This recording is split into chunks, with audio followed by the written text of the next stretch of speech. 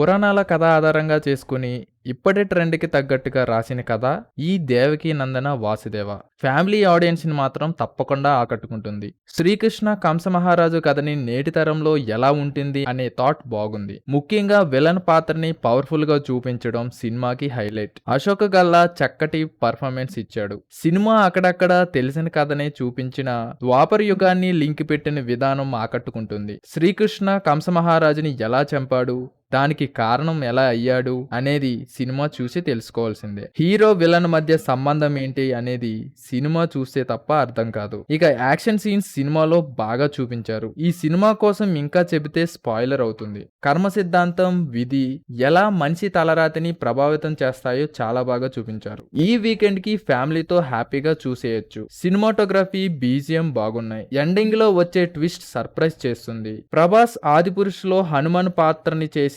దేవదత్త ఈ సినిమాలో విలన్ గా నటించారు. ఇక ఏఐతో చేసిన విజువల్స్ అయితే ఆకట్టుకుంటాయి. ఫైనల్ గా ఈ సినిమా అందరినీ ఆకట్టుకుంటుంది. రివ్యూ గాని నచ్చితే like, share, comment and subscribe to Rummy tiles.